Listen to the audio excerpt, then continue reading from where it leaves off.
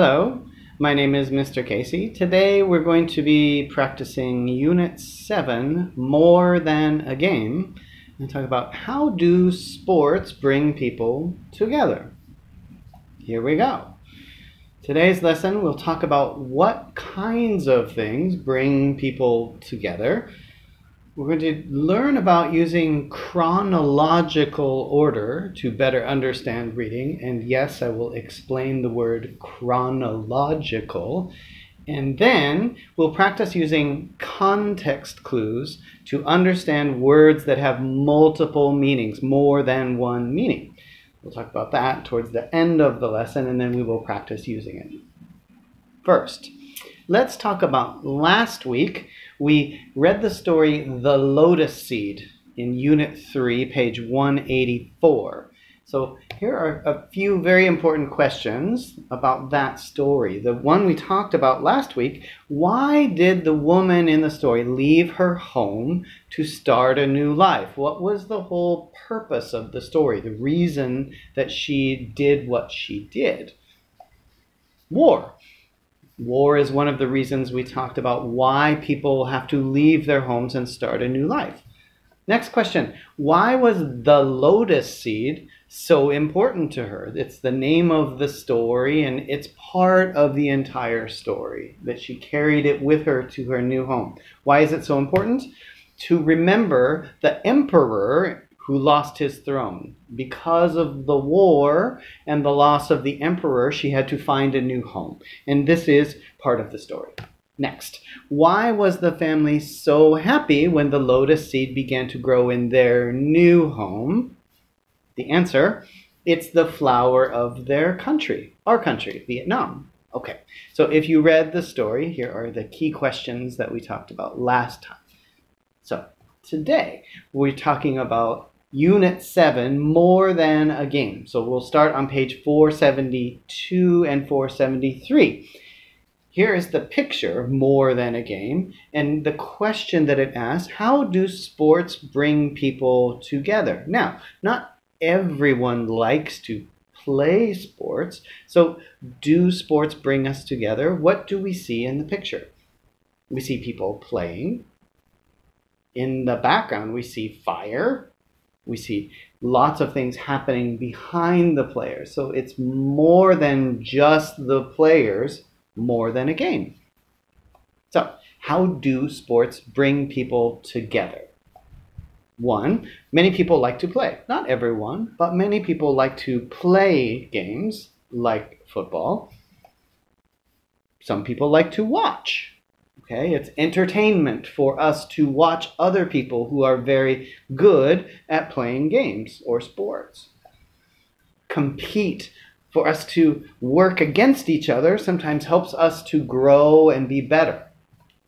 Passion, we get very excited, okay, about watching sports and games. And unite, it brings us together. Like the Vietnamese national football team. All of us, whether you are Vietnamese or whether you are a foreigner who lives in Vietnam, all of us loved to watch these players play. It brought us together as people, both foreigners and Vietnamese. It brought us together. Okay, it united us, and we were passionate. We felt something strong about watching this game. So it was more than just the game itself.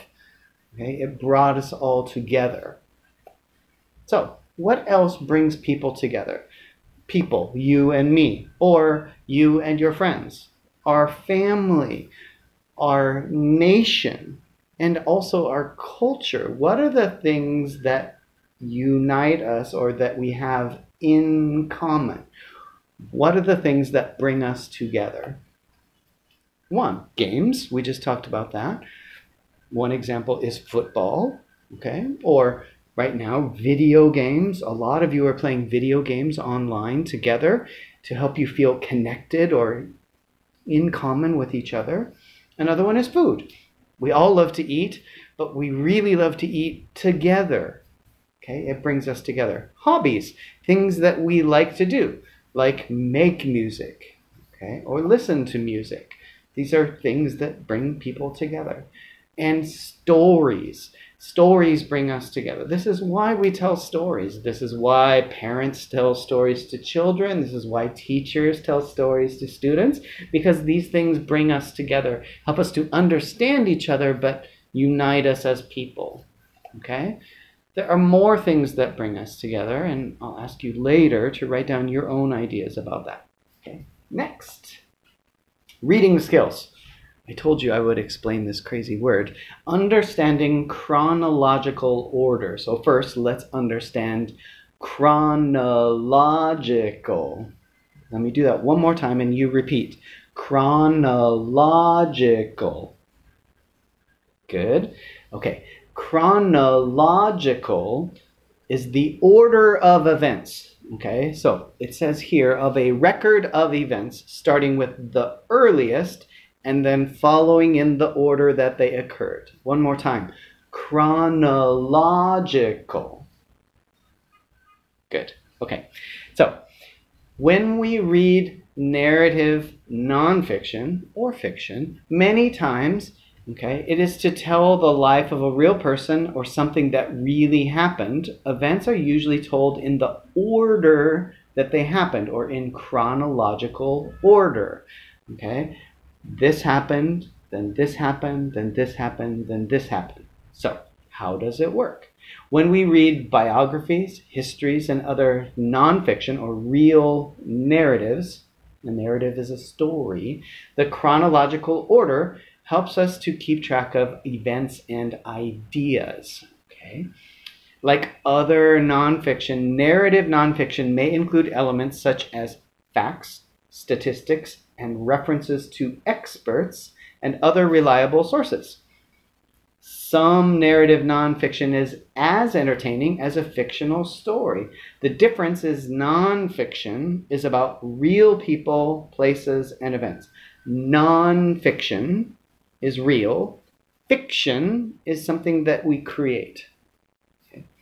And authors who write in chronological order use dates and time words to organize events in sequence. So next we will practice using time words. Ready? Okay, so in order to read, we need to understand the chronological order of events that happen within the narrative. This is a narrative or a story about an athlete. His name is Roberto Clemente. He's a very famous American baseball player. Okay, so what I want you to do is take 2 minutes and read the narrative about Roberto Clemente, okay? And I want you to answer question number 1. What are the time words in the text? Take 2 minutes. Okay, so what are the time words in the text? The words that are underlined in blue. By the time. In 1954, a year later, for the next 17 years, until his death. These are what we call time words. They help us understand the order of events within the story or the narrative. Next question. Okay, I want you to read this again and tell me the chronological order of events. Write this down in your notebook. Take 2 minutes, read the narrative about Roberto Clemente again, and write down the chronological order of events.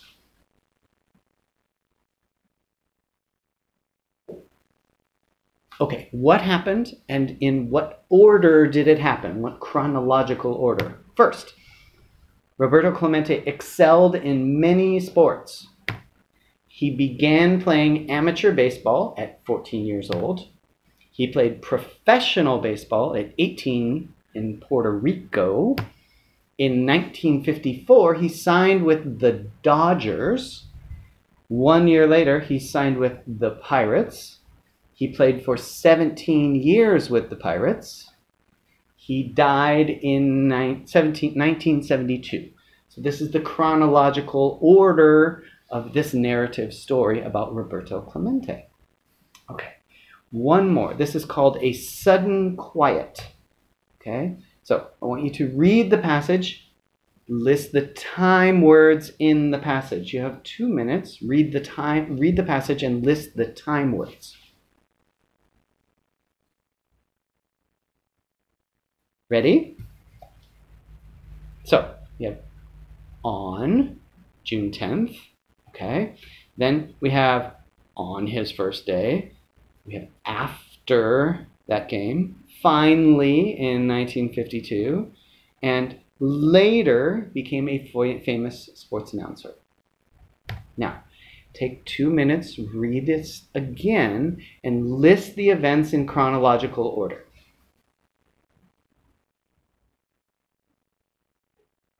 Ready? Okay, in this narrative called A Sudden Quiet, the first thing, Joe became the youngest player in a Major League Baseball game. Next, he threw 2/3 of an inning. Then he played in the minor leagues and he finished high school. After that, he returned to the Reds, which is a baseball team. Then he retired. And after he retired, he became a famous sports announcer. These are the events in chronological order in the narrative. Okay. One more time. This one is called The World of Auto Racing. So, read the passage and again, look for the time words in the passage. Take 2 minutes, write down the time words in this passage. Ready? So, we have until here, and then soon, the first, back then, now, and in 2007. Those are the time words that help us understand the order of events in the narrative, the chronological order. Okay. Next, list the events in chronological order. What happens in this narrative about the world of auto racing? So list the events. Take 2 minutes, read again, list them down in your notebook. Ready? Here we go. First, organized stock car racing began. Number 2, NASCAR was formed and held its first race in 1948. Number 3, it turned racing into a serious business. Number 4, car racing is now America's second most popular sport. So these are the events in chronological order. Okay, next we're going to talk about using context clues to understand words with multiple meanings. Many words in English have more than one meaning. So how do you know, even if you understand the word, what is the right meaning of the word? Here's an example. Many words have multiple or more than one meaning. The meaning depends on the situation or how the word is used in the sentence. Look at this example here. Please put the glass on the table. Table here is a piece of furniture. I set my glass on the table. Good. Next one, this table shows the state capitals. We also use the same word, table, to talk about a chart or a graph. So when you see a word that doesn't make sense in the situation, maybe it has more than one meaning that you don't understand. Okay, how does this work? So we can use context clues to help you figure out which meaning best fits the situation. Context are the words around it. What is around that word? If we understand what's around it, maybe we understand the word and why we're using it. Okay, we can use a dictionary to help you check the meanings and verify pronunciation. Sometimes the same word has more than one pronunciation. Okay, here's an example. Every baseball season, Tomas anticipates that moment when the pitcher winds up and throws the first ball of the game. Okay, think about the topic.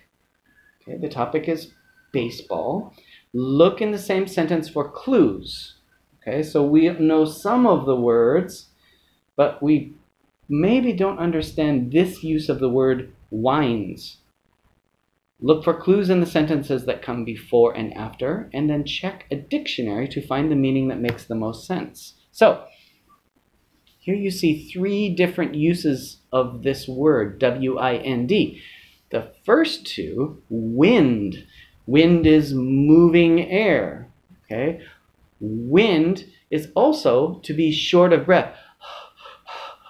I am winded from climbing the stairs. That's a verb form.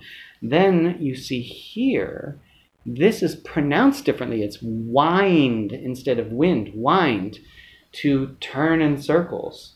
Okay? So in baseball, we wind up to throw the pitch. So this is the correct meaning of this word in this context. Okay, let's practice. So let's take 2 minutes and read this paragraph about baseball and see if you can figure out the meaning of the 4 words that are underlined. Take 2 minutes.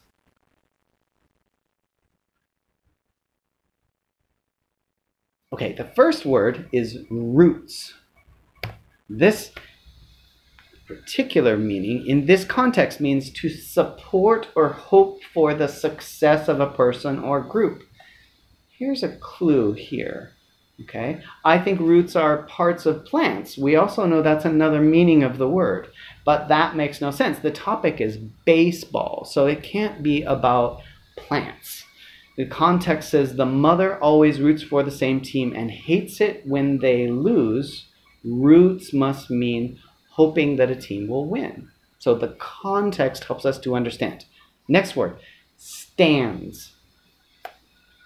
Stand is a large, raised, tiered structure for spectators at a sports event. This is where we sit to watch. Next one, diamond. This is not the one on your finger. This is the area of a baseball field that's shaped like a diamond. And the next one, pitcher. Pitcher is the player who gives the ball to the batter. Next, let's try it one more time. Take 2 minutes, read the sections on training and stretching, and see if you can understand the words in context. Training and stretching. Take 2 minutes. Ready? First one, track. Track is the sport of running on a track. Okay? Track has many meanings, but in this context it means that. The next one, train. Again, train has many meanings, but here it means to learn a particular type of skill or behavior through practice and instruction over a period of time. We do it again and again. Next one, right. What is correct for a particular situation or thing? Next one is stretch. You can see in the picture that she is stretching. This is a verb. To pull, expand, or loosen a muscle. Next one, race.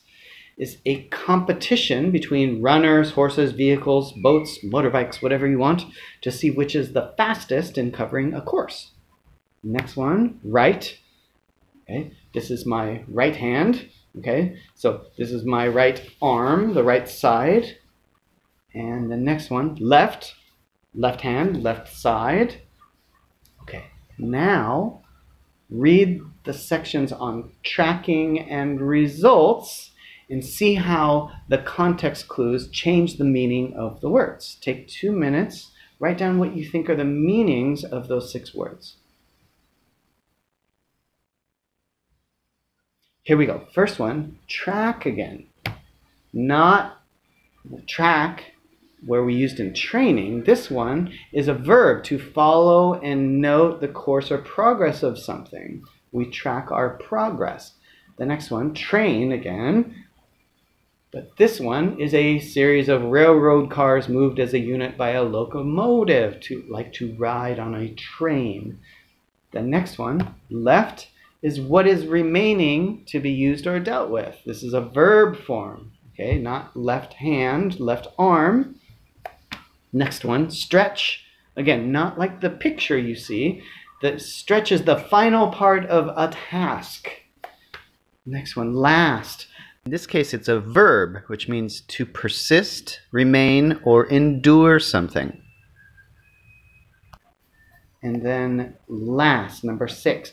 Last position in a race, contest, or ranking. This is different from the one we used before. Okay, so again, words have multiple meanings using context. So your homework to practice again is to try this one. See if you can use what we learned about context clues to understand the meaning of the words in this narrative called The Excitement of Baseball. Okay? There are 4 words there: fans, beats, runs, and pitch. All of those words have multiple meanings. Read the short narrative, and in context, write down what is the meaning of those words. And we will review that next time. Everyone be careful, and I will see you soon.